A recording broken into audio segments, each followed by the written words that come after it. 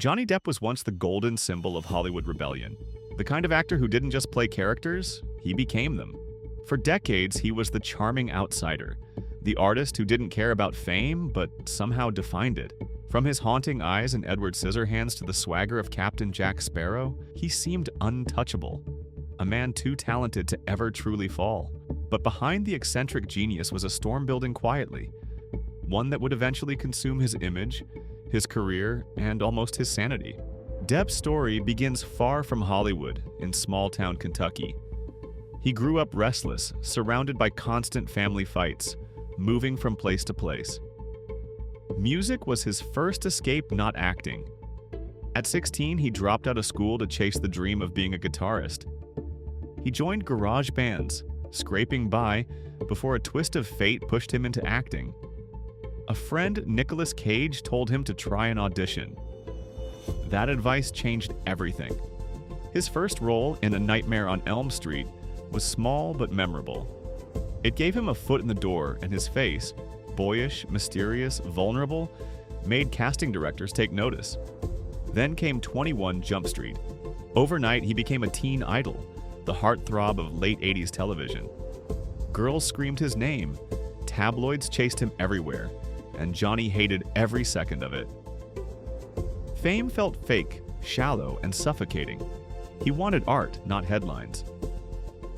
In 1990, he found his artistic voice in Tim Burton's Edward Scissorhands. The film was strange, emotional, poetic, and Depp's performance was pure magic. He wasn't a teen star anymore, he was an artist. Through the 90s, he rejected blockbuster formulas, choosing instead to work with eccentric directors and unconventional scripts. Benny and June, Ed Wood, Donnie Brasco, Fear and Loathing in Las Vegas. Hollywood saw him as unpredictable, sometimes self-destructive but always brilliant. His relationships were as chaotic as his roles. His love affair with Winona Ryder became the obsession of an entire generation. When it ended, the heartbreak was written on his skin literally when his Winona Forever tattoo became Wino Forever. His romance with model Kate Moss filled tabloid covers, along with stories of fights, clubs, and endless nights. Behind the mystery, there was pain, and the world was starting to see cracks in the image of the charming rebel. Then came the role that would define him forever, Captain Jack Sparrow. When Pirates of the Caribbean hit theaters in 2003, no one expected much from a theme park movie. Depp turned it into gold. His strange, staggering pirate, half-drunk, half-genius became one of cinema's most beloved characters. Disney executives had doubted him, thinking audiences wouldn't understand the performance. They were wrong. The film made hundreds of millions, and Depp became one of the most bankable stars in the world. For the next decade, he ruled Hollywood. Pirates sequels, Alice in Wonderland, Charlie and the Chocolate Factory. Every role eccentric, every paycheck bigger than the last. He bought islands, collected art, spent fortunes. He was no longer the outsider, he was the system.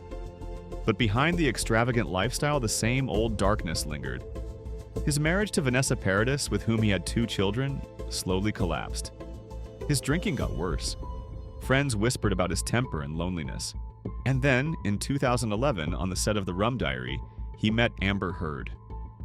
At first, it looked like a Hollywood fairy tale, the veteran star and the rising actress. But soon, the relationship became toxic. By 2016, the headlines exploded. Heard filed for divorce and accused him of domestic abuse. Photos of bruises filled the internet. The world turned on him overnight.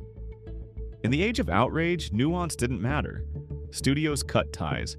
Disney quietly dropped him from Pirate 6. Warner Brothers removed him from Fantastic Beasts. For years, Depp, once one of Hollywood's highest-paid stars, became radioactive. He denied everything, claiming he was the victim, not the abuser. His supporters fought back online, but the damage was done. His name was now attached to scandal, not art. The British tabloid The Sun called him a wife-beater. And when he sued them for libel in 2020 and lost it, felt like the final nail in the coffin. The man who once embodied Hollywood's creative freedom had been erased by the very system that once worshipped him. But Johnny Depp wasn't finished. In 2022, he filed a defamation lawsuit against Amber Heard in the United States. The trial became a cultural earthquake streamed live to millions, dissected by YouTubers, debated on TikTok, transformed into memes and fan edits. For weeks, the internet lived inside that courtroom. Depp sat calmly, quietly drawing, while Heard's emotional testimony divided the public. The court of opinion turned into a global arena. When the verdict came, it was clear.